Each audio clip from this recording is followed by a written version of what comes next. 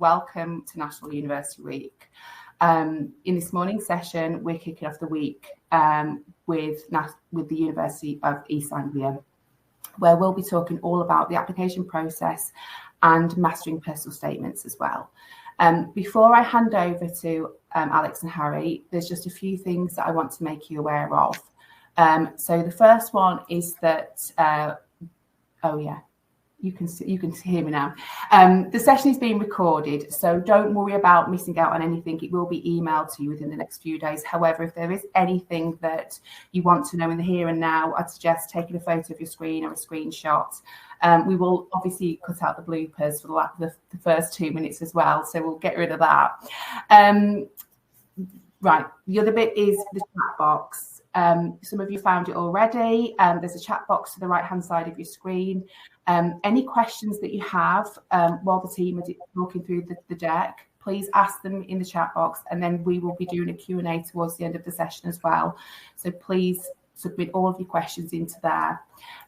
Now it's really time for me to hand over to Alex and Harry, who'll be taking you through the session, and I will see you again for the Q&A. Thank you. Okay, so this session today is about navigating at UCAS and working through your personal statements.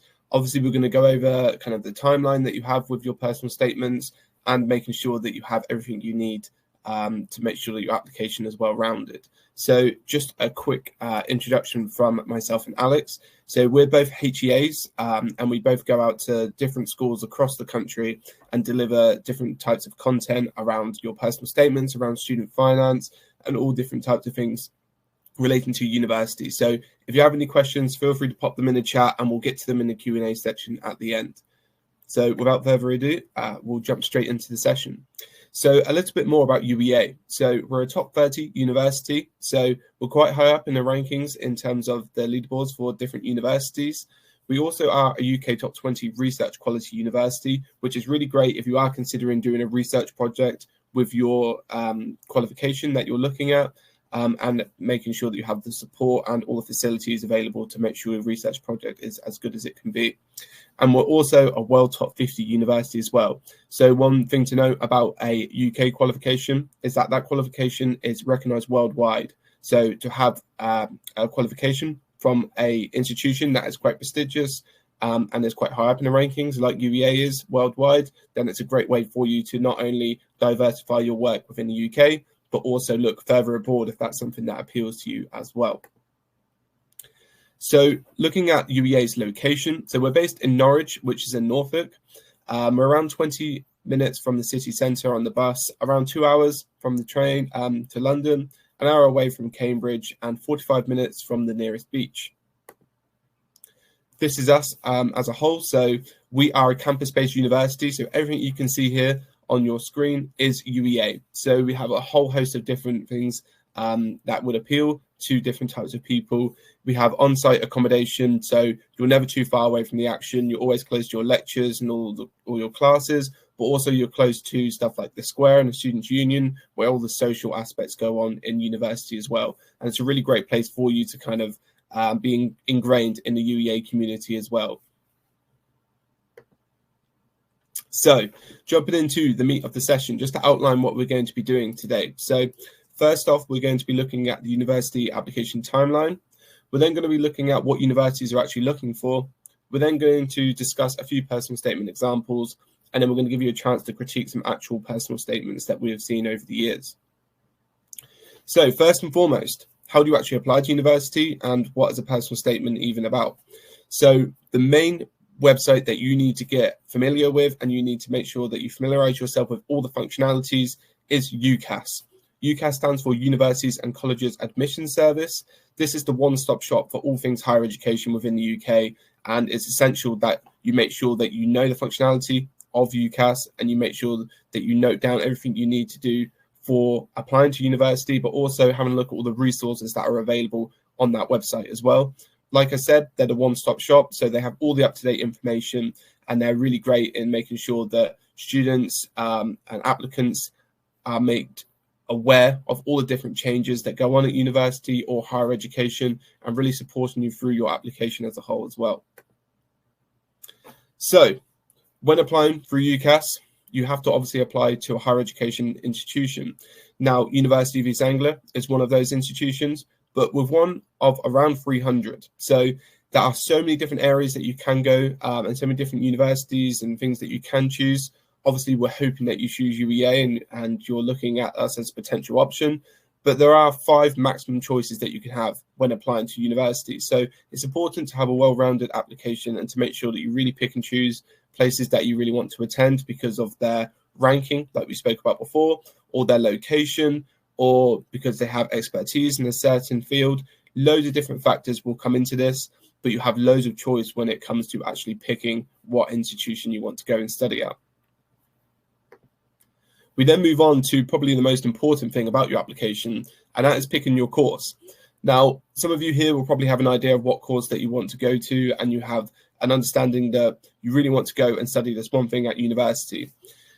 Now, university works very differently in the sense that it's a lot more specific in terms of what you can go and study, and it's a lot more narrowed down. So you can really specialize in certain areas of an overall subject. So that's why 34,500 or plus courses may seem very daunting, but once you narrow it down to the subject that you want to study, and then you narrow it down to universities that offer that subject and the ones you actually want to go to, you probably have, a more refined search of what course that you want to study. But also, a lot of the courses have different names and they have different terminologies that maybe you're not aware of. So it's very important to do extra research and to really look around and see what universities have to offer in terms of their courses, but also to have a look and see what course is right for you. How can you break down that course into your 3 years of study and really look at the modules and what's actually taught there, and if that's something that appeals to you. And that's something you can do on the UEA website as well. So please do have a look at that on our course list search. So, like I mentioned before, you have a maximum of 5 choices when applying for UCAS. Now, these 5 choices can be the same university, so you can apply to UEA 5 times if you really want to come to UEA, or you can apply to 5 different universities. Very important to note that your application, when it goes forward, you only have one personal statement for all 5 choices. So it's important to kind of look at courses that are in the same area, but it's not essential for you to choose the same course at 5 different institutions. So important to keep that in note. One other caveat to the choices is that for medicine, dentistry, and veterinary science, you actually only have 4 out of the 5 choices for these courses. That is because these courses are very, very hard to get into in terms of the competitiveness of them. So they want you to have a backup in the sense that if you don't get those competitive courses, that you can still have the opportunity to go to university and study a different course if you choose to do that. So having a look at your application timeline, you can see, obviously, all of us here will probably be maybe year 12, year 13. You may even be year 11 and wanting to get a jump ahead. So there are different elements where we might be.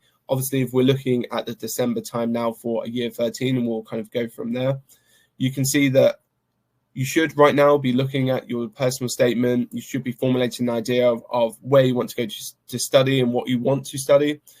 You can see that all different other things that kind of come into your personal statement and your application as a whole, like student finance and choosing your firm and insurance choices, are way down the line. So the main thing you want to be focusing on at this moment in time, if you are year 13, is your personal statement and making sure that you have a well-rounded application. So what do you actually need to apply to university? So a lot of the time, people get really kind of nervous and anxious about university and applying because they think it's this very long, convoluted function, and it takes ages for you to do, and you need all these different types of information, and you need to make sure that your personal statement's the best thing that's ever been written, and it's the best piece of literature anyone will ever read. That's not the case. A lot of your application is personal details, and it really is very, very quick to fill out, probably 15, 20 minutes if you have the information on hand. Obviously, a lot of you will know most of your personal details, but please do sit down with your parent or guardian just to make sure you have everything correct. One thing to note on this is that your education and qualifications, you will need to list everything from GCSE onwards, and you'll need to list every single grade that you got, but also the awarding body for that, so the examination body. So there is a lot of information that needs to go into that. So make sure if you are coming from a school or a college, that you ask them for those qualifications and ask them for that information. Because if you get it wrong, then UCAS will come back to you and say, this is not quite right and you need to tweak it. So important to make sure you get this section right. Student finance and funding within this section is not student finance as you may know it. I showed you on the timeline here that student finance is actually around May time.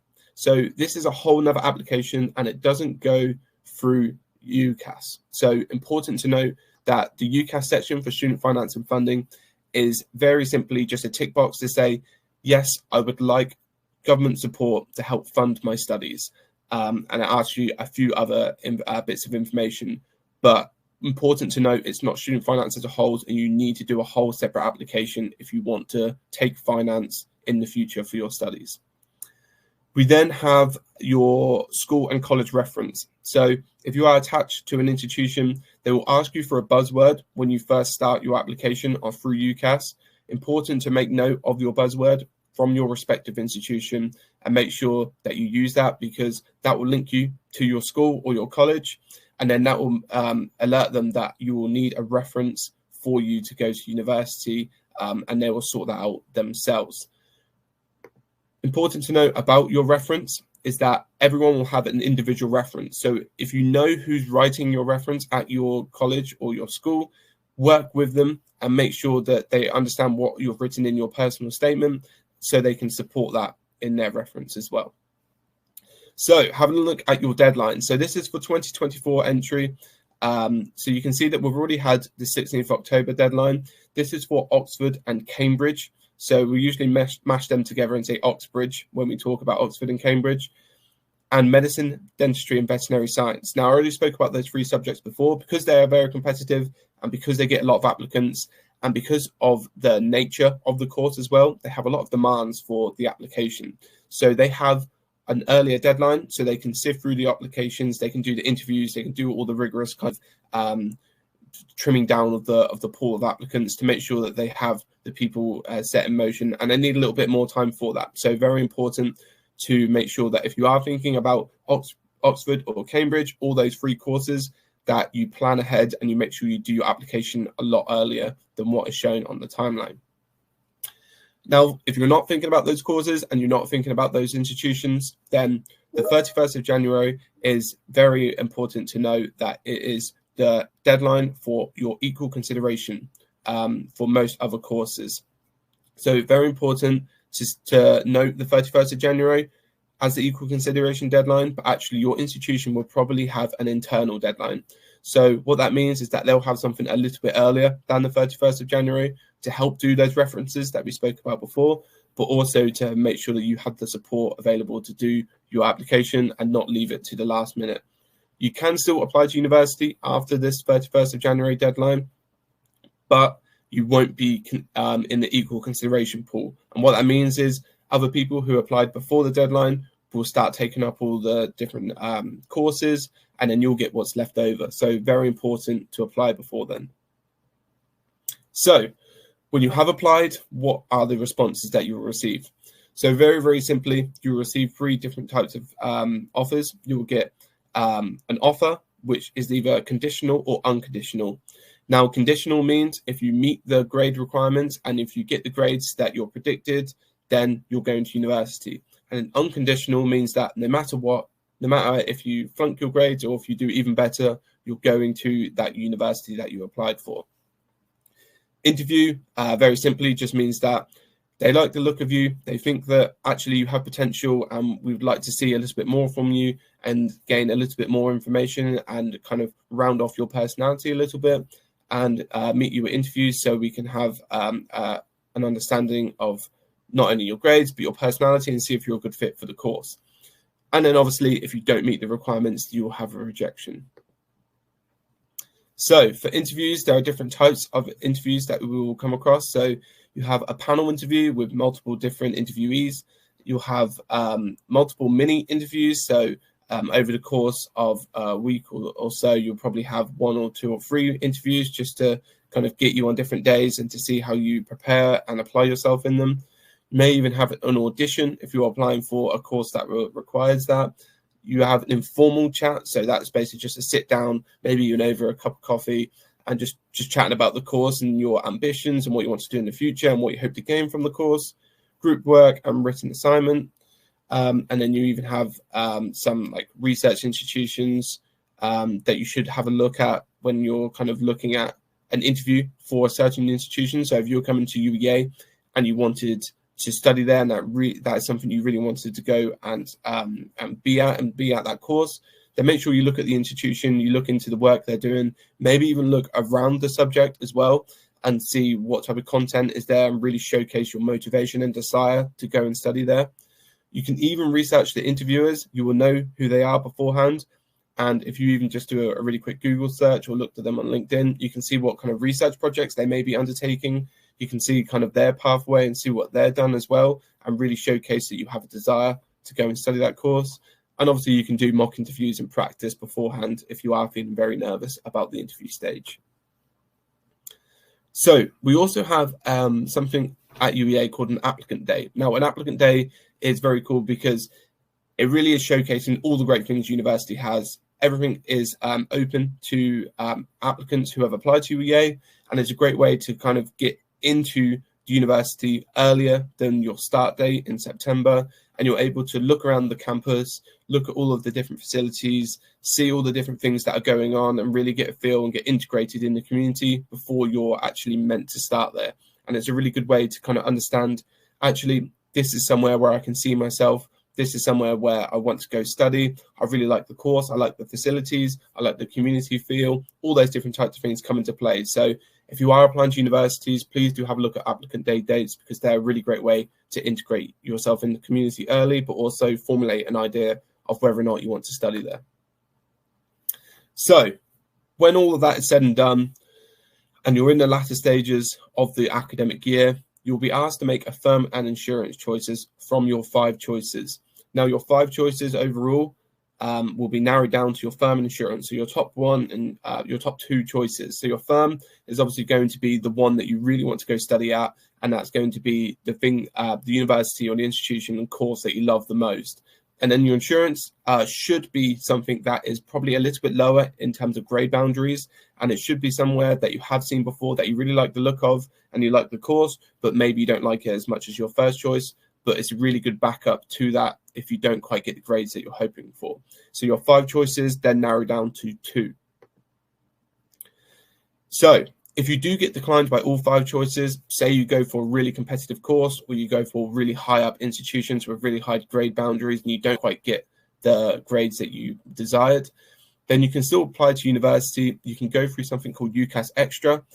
This is for students who have been declined by all 5 choices, and it's very easy to navigate. It's a similar application. You just change a few details, and then you will very quickly just apply for the university courses and institutions that have open spots on different courses as well.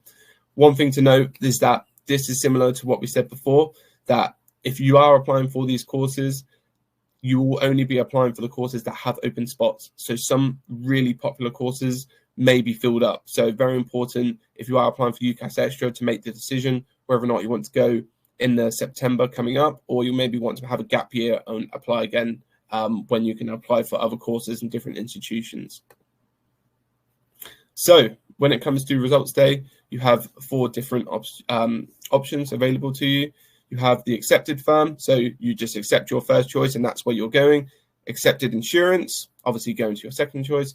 You then have exceeded firm, so actually your grades are a little bit better than you anticipated, and maybe you want to look around and shop for different universities or different courses that have higher entry requirements. Now, this is a little bit risky because obviously some courses may be filled up, and obviously other people will be accepting their options and firms to go to that university, but you can do that if you do exceed your firm choice.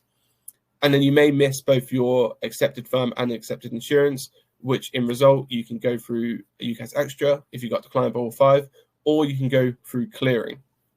Now, clearing is another opportunity for students to have an extra opportunity to go to university and to make sure that they have an opportunity to go to all the different institutions and courses that still have spaces available from other people accepting their either firm or insurance choices. Now, clearing usually has a little bit less grade entry requirements because universities want to fill up these courses and they want to make sure that people are going to that institution, clearing will have lower entry requirements than when they were first put onto UCAS. So important to shop around and to see where you want to go. And if you get declined from your firm and insurance, call them up through clearing and say to them that I got declined, but I really want to go to this institution. What can you do for me? And they might be able to make something work for you. So very important to keep clearing in mind as a very last backup option if you want to go to university in September. So moving on to personal statements. So your personal statement is the biggest part of your application, by far and large, the thing that's going to take you the most time. But there's a lot of things that you need to put into a personal statement, and there's a lot of kind of anxiety around them. But I would make sure that when you're looking at your personal statement is that make sure you have a lot of drafts, make sure that when you have words on the page, it's so easy to kind of get lost in them and to kind of get convoluted. Personal statements, obviously, a lot of the times people are going to be looking at personal statements, admission staff, they don't want to see a convoluted piece of work. So they've limited it to 47 lines or 4,000 characters. Now, 4,000 characters is very different to 4,000 words. So don't worry about that. 4,000 characters includes all your punctuation and every single letter that you put in there. So a space bar, a comma, an apostrophe, an exclamation mark, every single letter that you put in there will count towards your character count. So important to note that there is a lot of content you need to put into a personal statement, but actually you don't have too much in the way of character count or lines for you to put in a ton of information. So important to note the structure and how to make sure you formulate something that is worthwhile and it's going to showcase you in a great light to the potential university. So this is what the section looks like on UCAS. I highly recommend that you don't put your personal statement and you don't write any of your drafts in the UCAS section. Make sure you utilize words. Make sure you go on there. You can change the word count to character count. You can make sure that all the punctuation and grammar is sound while using their spell check. Obviously, check over it yourself, but it's a really great way for you to edit and change things. And then once you're done, copy and paste it into this section here. One note of warning, though, is that this section will mess up your formatting. So please don't submit it, copy and paste it, and then save it and just go from there. Because what will happen is if you're over 47 lines or if you're over 4,000 characters, it will just delete everything. So I've seen a lot of people who've just done that and they've deleted their whole conclusion or deleted half their personal statement because they've put a load of paragraphs in there to break up the words. So important to note, that's what will happen when you put it into the UCAS personal statement section. So what do universities actually want? So first and foremost, they're looking at why that course. So they're looking at why that subject interests you. So they're looking to see whether or not you have a hook that really has made you want to go and study at university or study that course. They're looking for your motivation, your determination, and all the things in between as well to really understand why you want to go to university, but why you want to study that subject in the first place. They're then looking at your experience, so your extracurricular activities, your volunteering, and your jobs. Now, this is probably the smallest part of your personal statement in terms of how many words you should devote to it, but don't underestimate its importance. So obviously, a lot of us will have a load of different extracurricular activities, volunteering, and jobs that we have done, but we only want to see maybe one or two examples of this. The main thing we want to see from this section is actually your skills that you have gained from these. So this could be absolutely anything. Could be you work part-time at Tesco's. It could be that you volunteer on the weekend at your nephew's sports club. It doesn't matter what you are doing. What matters is the skills that you gain from it. And we want to see skills that directly correlate to the subject that you want to go study and how that will assist you on your course and overall at university. We're then looking at your interests. So we're looking at your personality. We're trying to determine what type of person you are. Will you be a good fit for the university? Will you integrate into the community? But also, what extra do you bring? Obviously, we know that a lot of people go to university, everyone will bring a certain type of intellect, and they all have different interests in their courses and all those different types of things around academics. But we're looking to expand upon academics. We're looking at your personality. what really interests you. Are you interested in sport? Are you interested in music? Do you have an interest in a language or a certain culture? Talk about that a little bit and really flesh out your personal statement. Do you have any career plans? Now, a lot of people who go to university do not have a career plan. Believe me, I did not have a career plan when I went to university. It's absolutely fine if you don't have one. Obviously, if you do, talk about it. But if you don't, just talk about your general university experience and how that's going to assist you in the future alongside your qualification. And then if you are or have taken a gap plan, talk about your plans, talk about maybe what you've gained from it if you've already been on a gap year, but also talk about how this will help you on university as well. So a little bit of an insider's guide for you about your personal statements and application as a whole. So I mentioned this before, but very important to reiterate this point, is that if you're applying for different subjects, ensure that all subjects are covered in your personal statement. So if you are applying for biology, for example, and then you want to apply for a business course, then it's very important to understand that you have to mention both subjects and you have to mention why you want to go study both subjects in your one personal statement. So a lot of the time people suggest that you wouldn't really have those different subjects for your choices because it's very hard to make sure you meet the character count or the line count while talking about all the different types of things as well.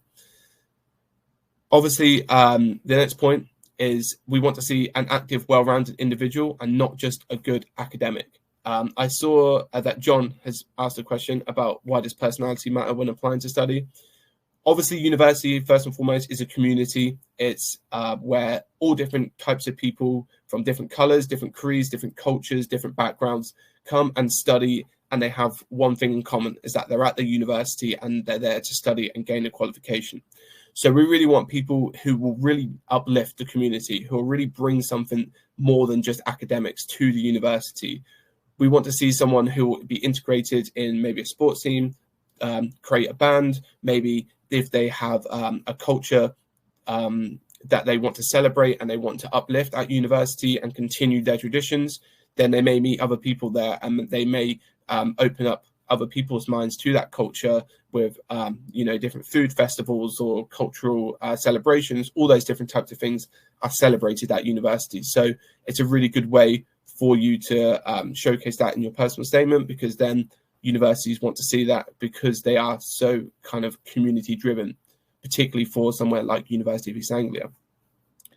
And then finally, the last section says, I use a personal statement to get a sense of an applicant's personality and their interests and how motivated they are.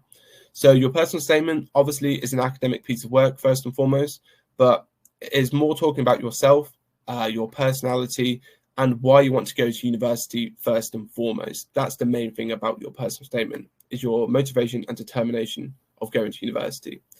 Now, in the interest of time, I'm not going to talk about competitive courses, mainly because I've covered most of this within this subject, but competitive courses have different aspects and things that kind of filter into them. So stuff like limited capacity for places obviously is going to make a course a lot more competitive just because there's not many spots available. Here we have a quick list of competitive courses. Obviously, this varies between different institutions, but it's usually just the same ones that crop up across the board at university. So just to round off competitive courses very quickly, what are we looking for these courses? Obviously, we're looking for intellectuals. We're looking for enthusiastic and committed learners, which is something you can showcase through your personal statement or your interview stage. A well-rounded individual, which we spoke about at length. And then we're looking at students who will thrive in a university experience and become assets to the institution. So what that means is that we want someone who not only is integrated in the academics, but maybe for a research project as well, and maybe working with current academics or researchers in the university to propel that field a little bit further and to really kind of put the university on the map and make sure that that's something that is of interest to them. Obviously, we're going to be looking at your predicted grades for these competitive courses and your personal statement and the 5 key factors within your personal statement. So the academic interests, your motivation, research and wider understanding of the subject, the non-academic experience and activities, and your ambitions and what you want to do in the future as well. So that is all from me. So thank you very much for listening. I'm now going to introduce you to my wonderful colleague, Alex, who's going to go over a little bit more in detail and hopefully cover some more personal statement examples for you and give you a little bit more information around that. Lovely. Thank you, Harry. I'm going to be spending the next kind of 20 minutes or so just going through some examples of personal statements. So all of the examples that we're using are real personal statement examples that have been sent to us. We're going to look at some good examples, some not so good examples, and then we're going to go through a kind of structure to help you structure your personal statement, and we'll look at some examples of that as well.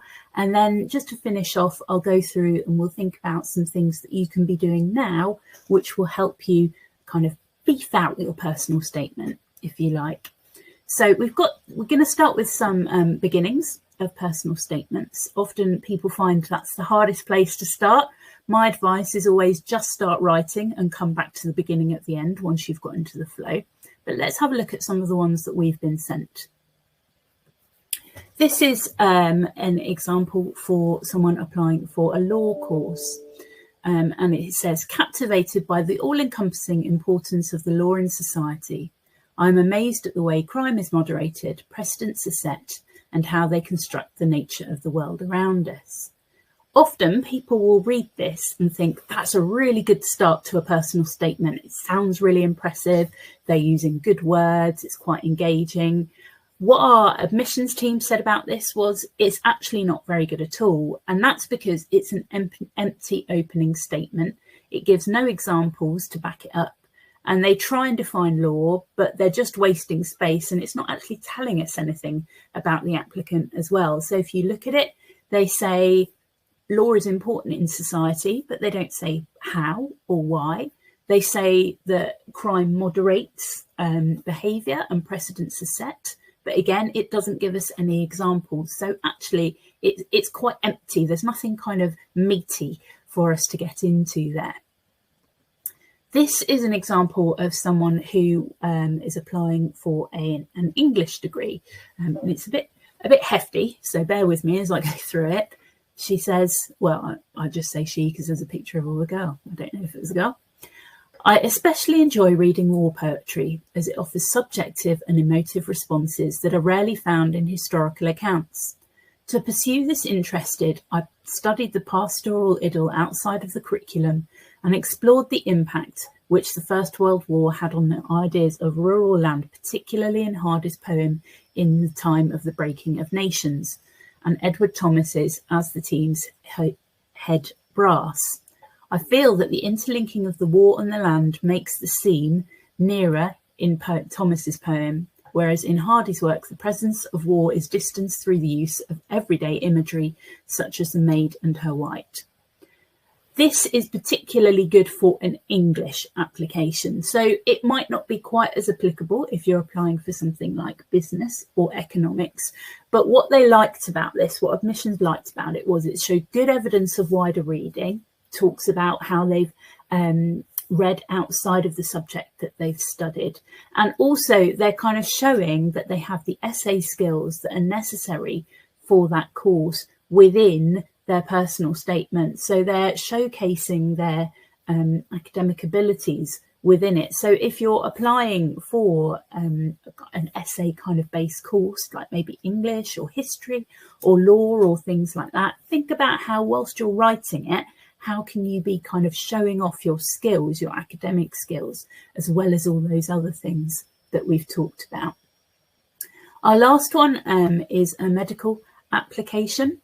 This says, encountering both clinical and social challenges of the treatment prompted me to research alternatives, including autologous pancreatic islet cell transplantation. I may have said some of that wrong. Although APICT data boosts 69% of patients gain insulin independence, NICE predominantly recommends the enforcement of life-changing programs. From this, I realised the crucial role of primary care services in promoting healthy lifestyles to prevent the onset of disease. So it's quite wordy. What admissions said as well was, it was, you know, you have to remember that when you're applying for the courses, it's people who are experts in those courses who are reading your admissions. So they will understand all of the jargon that's going on there, even if we don't. And what they liked about it was they saw, again, it was a good analysis, very good communication, and they really liked the reflection at the end. So the bit where it says, I realised, they said, actually, that's really good evidence of not just being involved in something, but showing that you can reflect on it and understand it as well. Here's another example. This one is for a theology degree, philosophy. Nothing exists, and if it did, no one could know it. And if they knew it, they could not communicate it. Georgius? I'm not sure. It is this ability of philosophy to astound and turn conventional ideas on their head that makes it endlessly appealing, and which has ultimately formed the basis of my passion for philosophy. For years, I've evidently philosophized without realizing. Films such as The Matrix, The Truman Show, and books such as The Lord of the Flies and 1984 left me reeling and puzzling for days over subjects I later found out were called epistemology, metaethics, and normative ethics. So you can see here what was liked about this. It was citing relevant text, it was straight to the subject, they used appropriate terms, it was positive and enthusiastic. When it comes to things like quotes or kind of mentioning famous people to do with your subject area, do feel free to do that, but don't feel that you have to. So if there is a relevant quote that has inspired you or something like that, then absolutely put it in, but don't just try and shoehorn things in for the sake of doing so. A brief kind of look at kind of overall do's and don'ts with your personal statement. So do be reflective. So don't just talk about what you've done, but show how it has kind of either inspired you or changed your thinking or made you think more about the subject. Again, like I said, do mention authors, writers or artists if it's relevant. Do spell check it. So as Harry said, I would totally back him up on saying do your personal statement first off in some kind of word processing program, because if, like me, your grammar and spelling are not great, it will highlight all of that for you. Be clear. So say exactly what you mean. Admissions tutors are reading hundreds of applications. They haven't got time to kind of ponder over what it is you might be thinking about or you might mean when you say something. Do read through with your do read through with teachers or someone else. Just get someone else to have a read through of it, just because it will really help you. They will recognise if there's anything that you've said that doesn't make sense or isn't relevant or things like that. Don't mention a specific institution if you're applying for several universities. It probably will put people off. Don't talk about the content of your A-level courses in detail. We do know what you study. If there's a particular topic or something that you have done which has really inspired you, feel free to talk about that, but we don't need a whole list of what you've studied. Even if you're not doing A-levels, if you're doing international qualifications, we still don't need a whole list of that. We will know already. Don't plagiarise, so don't copy anyone else, don't take anything off the internet. That includes ChatGPT. The way that works is it takes things off the internet and puts them into a format for you. UCAS have a system whereby every single personal statement that's submitted to them is kind of checked, and if a certain amount of it is found to have been repeated, then it does count as plagiarised and you're not allowed to apply for university that year. Don't lie, exaggerate, or get someone to write it for you. When you go for interview, they will be talking about your personal statement. Even when you start at university, your tutors will often read your personal statement to get to know you better. So if you have lied or exaggerated or got someone else to write it for you, it does become very obvious very quickly and can become quite a big issue. So I said that we'd go through a kind of structure for you to structure your personal statement. And this is our structure that we use. Most universities will recommend this. And it's the ABC structure. So for everything you talk about, go ABC. Talk about the activity, A. Talk about the benefit, So what skills has it given you? What experience has it given you? And then link it to your course. So how is this going to help you when you study your course? How does this further your kind of understanding, your knowledge, and things like that? So let's have a look at some examples of this. So here's our first one. I work part-time at McDonald's and have seen how the policies of a corporate giant filter through to every employee.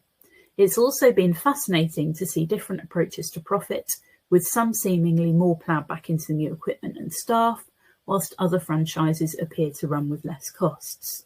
So this is someone applying for a business course, and you can see how they've done their ABC here really clearly. Their activity is that they work part-time at McDonald's, okay? Their benefit is that they have seen policies in action, they've seen how different franchises use them, and then they've linked it back to the course by kind of linking it to subject knowledge. So I've seen how franchises have used them and what this has kind of meant for them. So ABC, activity, benefit, course. Next one. This is someone applying for medicine. So, furthermore, orchestral and chamber music experience at the Junior Royal Academy of Music has improved my teamwork, listening skills, and my ability to work cohesively in a group. In addition, my job as a piano teacher has helped me develop patience and empathy, as whilst reading music is second nature to me now, this can feel overwhelming for a beginner, and I need to be mindful of this. What they've done really well here is they've talked about their activity. They've made it really clear. So we've got orchestral and chamber music experience, and then you've got their job as a piano teacher. And they've talked really well about their skills as well. Teamwork, listening skills, working cohesively in a group, patience and empathy.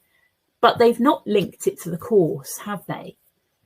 What I would say is if you're applying for medicine, something like empathy is really key. And that will really help you with your course. And that's a skill that they will want to see. So link it to your course. Working in a team as a doctor, as a medic, any kind of medic, you're going to need to be working with other people. So actually, your teamwork experience is going to help you with that. Again, if you're working with patients, you're going to have to listen. So if you've been working on your listening skills, that's another really good kind of aspect which is linked to your course. So you can see here, although they've done the activity and the benefit well, what they need to do is have a look more at linking it to their course. Let's look at the next one. So this is a business course. In order to widen my outlook on business course, during the summer, I completed an online course from Harvard Business School called Types of Corporate Social Responsibility to be Aware of, which stated that CSR is a form of self-regulation that can be expressed in initiatives or strategies depending on an organisation's goals. So again, they've done their activity and they've done the benefit. So this is why they did it. They've done it in a slightly different order to how we might think, okay?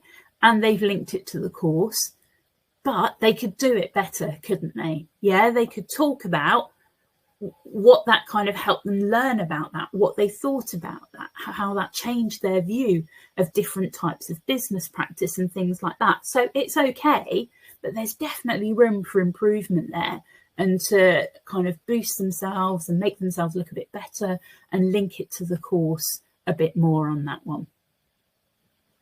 So I think this is our last one. We might have one more after this, but we'll see. So this is someone who's applied for molecular biology and genetics. Being on a competitive dance team taught me how to work well with others and how to accept and apply constructive criticism and how to be prepared and adapt to certain situations, such as missing a teammate due to injury or sickness on short notice. So on this one, they've talked about the activity, they've talked about the benefit, but then they've not linked it to the course at all, have they? And you've got skills there that could be linked really well. So accepting and applying constructive criticism. If you're going into a science-based job where you're going to have to be constantly redoing experiments and things like that, you need to be able to apply kind of constructive criticism and help that you get. You need to be resilient. You need to be prepared to adapt what you're doing, to be thinking on your feet and things like that. So there are a lot of skills there, again, which could have been applied to the course, which could have helped the admissions tutor to see how those skills can help them, and they've just slightly missed the mark there. So always be thinking, here's my activity, here's my benefit, how can I apply it to my course? It might be that if you're applying for maybe more than one type of course, that it's difficult to apply it kind of subject specifically, in which case apply it to the skills. Yeah, so if you're applying for history and law courses, there's a lot of essay, there's a lot of research stuff going on there. So talk about those skills. So when you've kind of done your personal statement, have a look at it, read through it and ask the following questions. So what? Can you expand on something? Is there something you could say a bit more about? Is what you've talked about relevant for the course? Is it important for the course, either subject or skill-wise?